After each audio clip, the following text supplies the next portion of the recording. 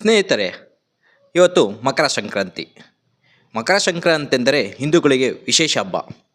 ಏನಕ್ಕೆ ಅಂದರೆ ಹಿಂದೂಗಳಿಗೆ ಪವಿತ್ರವಾದ ಹಬ್ಬ. ಯಾಕಂದರೆ ಇವತ್ತು ಹಸು ದನ ಕರುಗಳನ್ನೆಲ್ಲ ತೊಳೆದು ಅವಕ್ಕೆ ವಿಶೇಷವಾಗಿ ಅಲಂಕಾರ ಮಾಡಿ ಅವಕ್ಕೆ ಸಿಹಿ ತಿಂಡಿಯನ್ನು ತಿನ್ನಿಸಿ ರಾತ್ರಿ ಆಯಿತು ಅಂದರೆ ಕಿಚಾಯಿಸೋದು ಇದು ವಾಡಿಕೆ. ನಮ್ಮ ಪೂರ್ವಿಕರು ಈ ಹಬ್ಬವನ್ನು ತುಂಬ ಅದ್ಧೂರಿಯಾಗಿ ಆಚರಿಸಿಕೊಳ್ತಾ ಬರ್ತಿದ್ದರು. ಆದರೂ ಕೂಡ ಈಗಿನ ಪೀಳಿಗೆಯವರು ಕೂಡ ಈ ಹಬ್ಬವನ್ನು ಅದ್ಧೂರಿಯಾಗಿ ಆಚರಿಸುತ್ತಿದ್ದಾರೆ. ಈ ಹಬ್ಬದ ಪ್ರಮುಖ ಆಕರ್ಷಣೆ ಎಂದರೆ ಸಿಹಿ ಪೊಂಗಲ್, ಕಡಲೆಕಾಯಿ, ಅವರೆಕಾಯಿ, ಹಾಗೆ ಈ ಪದಾರ್ಥಗಳನ್ನು ಮನೆಯಲ್ಲಿ ಮಾಡಿ ಹಸುಗಳಿಗೆ ತಿನ್ನಿಸುವ ಮೂಲಕ ಈ ಹಬ್ಬವನ್ನು ಅದ್ಧೂರಿಯಾಗಿ ಆಚರಣೆ ಮಾಡುತ್ತಿದ್ದಾರೆ. ಈ ಹಬ್ಬದ ದಿನ ವಿಶೇಷ ಇನ್ನೊಂದು ಏನೆಂದರೆ ಗವಿಗಂಗಾಧರೇಶ್ವರ ದೇವಸ್ಥಾನದಲ್ಲಿ ಗವಿಗಂಗಾಧರನಿಗೆ ಸೂರ್ಯರಶ್ಮಿ ಸ್ಪರ್ಶವಾಗುತ್ತದೆ.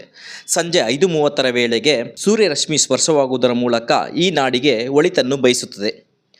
ಇದು ತುಂಬ ಪುರಾತನ ಕಾಲದಿಂದ ನಡೆದುಕೊಂಡು ಬಂದಿರುವಂಥ ಪದ್ಧತಿ. ಗವಿಗಂಗಾಧರನಿಗೆ ವಿಶೇಷ ಅಲಂಕಾರ ಮಾಡಲಾಗುತ್ತದೆ.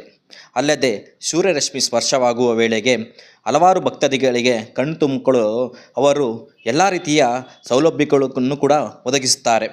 ಅದೇ ರೀತಿ ಇವತ್ತು ಮತ್ತೊಂದು ವಿಶೇಷ ಏನೆಂದರೆ ಸೂರ್ಯನು ಮಕರ ರಾಶಿಗೆ ಪ್ರವೇಶಿಸುವ ದಿನ.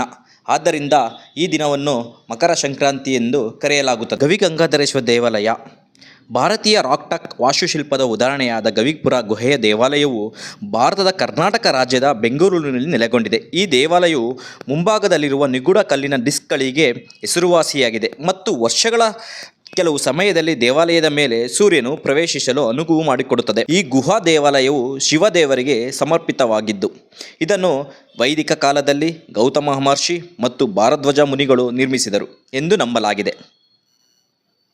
ಬೆಂಗಳೂರಿನ ಅತ್ಯಂತ ಹಳೆಯ ದೇವಾಲಯಗಳಲ್ಲಿ ಒಂದಾದ ಗವಿಗಂಗಾಧರೇಶ್ವರ ದೇವಾಲಯವನ್ನು ರಾಮರಾಯರನಿಂದ 5 ವರ್ಷಗಳ ಜೈಲು ಶಿಕ್ಷೆಯಿಂದ ಬಿಡುಗಡೆಯಾದ ನಂತರ ಕೆಂಪೇಗೌಡರು ನಿರ್ಮಿಸಿದರು. ಗವಿ ದೇವಾಲಯವು ವಾಸ್ತುಶಿಲ್ಪದ ಮೂಲಕ ಭಕ್ತರನ್ನು ಆಕರ್ಷಿಸುತ್ತದೆ.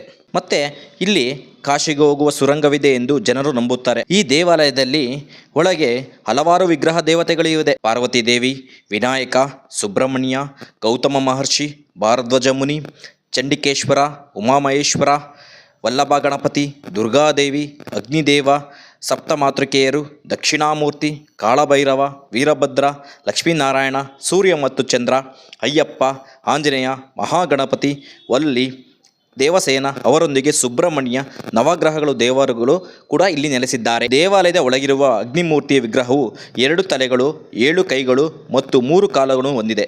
ದೇವರ ಆರಾಧನೆಯ ಕಣ್ಣಿನ ದೋಷಗಳನ್ನು ಗುಣಪಡಿಸುತ್ತದೆ ಎಂದು ನಂಬಲಾಗಿದೆ. ಮಕರ ಸಂಕ್ರಾಂತಿಯ ಸಂದರ್ಭದಲ್ಲಿ ದೇವಾಲಯವು ಸಂಜೆ ಒಂದು ವಿಶಿಷ್ಟ ವೈದ್ಯಮಾನಕ್ಕೆ ಸಾಕ್ಷಿಯಾಗಿದೆ.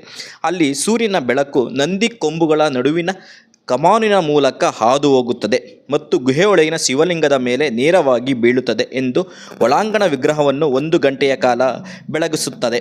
ಪ್ರತಿ ವರ್ಷವೂ ಜನವರಿ ಮಧ್ಯದ ಮಕರ ಸಂಕ್ರಾಂತಿ ದಿನದಂದು ಲಕ್ಷಾಂತರ ಭಕ್ತರು ಈ ಗುಹಾ ದೇವಾಲಯಕ್ಕೆ ಬರುತ್ತಾರೆ. ಹಲವಾರು ಗುಹೆಗಳಿದೆ. ಬಾಜಾ ಗುಹೆಗಳು, ವರಾಹ ಗುಹಾ ದೇವಾಲಯ, ಉಂಡವಳ್ಳಿ ಗುಹೆಗಳು. ನಮ್ಮ ಗವಿಗಂಗಾಧರೇಶ್ವರ ದೇವಸ್ಥಾನವು ಐತಿಹಾಸಿಕ ದೇವಸ್ಥಾನಗಳಲ್ಲಿ ಒಂದಾಗಿದೆ ಎಂದು ಹೇಳಲಾಗಿದೆ.